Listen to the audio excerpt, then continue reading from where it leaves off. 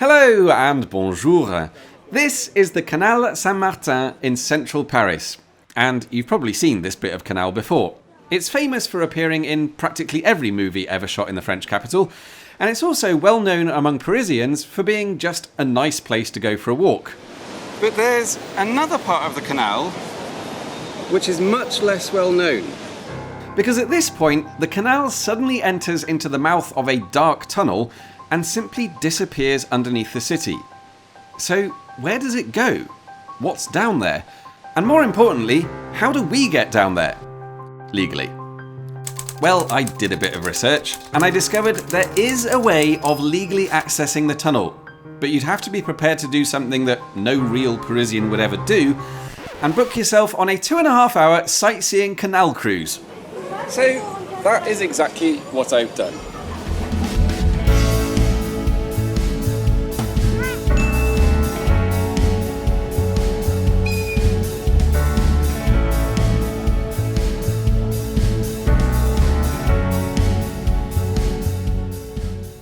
Now, there's a couple of different companies that organise cruises along the canal, but as far as I can tell, these sightseeing boats are pretty much the only boats that ever go down the bit of canal that leads into the tunnel. And the cruise I've booked starts right up in the northeastern corner of Paris at the Parc de la Villette, which means we've got a bit of travelling to do first before we even get to that bit. But while we're doing that, we're going to be treated to a tremendous buffet of bridges and basins and various other types of canal-related infrastructure. It all kicks off with this vertical lift bridge, the only one left in Paris, and then we enter the enormous Bassin de la Villette, a large canal basin that was originally built to provide Paris with drinking water. It no longer does that, but it still supplies water for the city's flower beds and fountains, as well as its vast army of street cleaning vehicles. And after that, we take a swing to the left, and this is where we leave the Bassin de la Villette and officially enter the Canal Saint-Martin. That was the first of 3 double locks we're going to have to go through, and this probably explains why you don't see any other boats coming along here. Because with all the waiting around, it takes about 90 minutes just to get to the place where we started the video. And you spend half that time sitting around in canal locks. But eventually, we reach the final pair of gates, and it's time to enter the tunnel. Now, this tunnel was built in the 1860s, at least most of it was, and back then it would have been bustling with industrial barges, steam-powered tugboats, and busy workers loading and unloading cargo. But nowadays, it's completely deserted.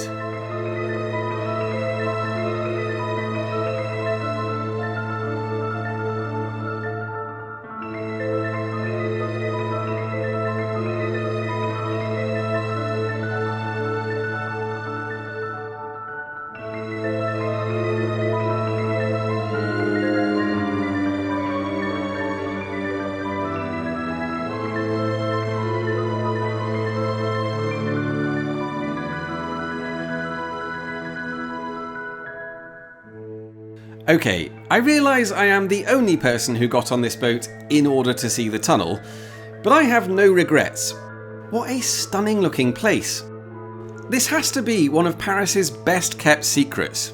Admittedly, a secret with a boat full of tourists in it, but the point is, if you're up on the surface, directly above us, you'd have no idea of what is hidden just below your feet.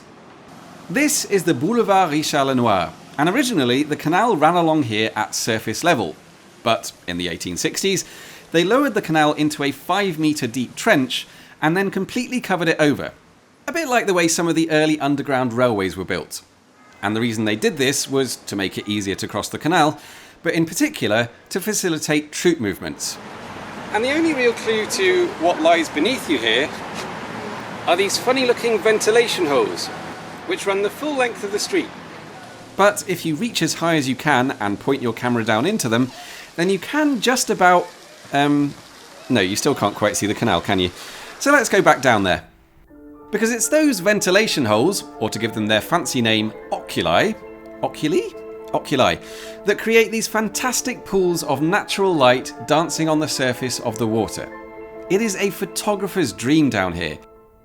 And as we come towards the end of the tunnel now, we're about to enter the oldest part of it.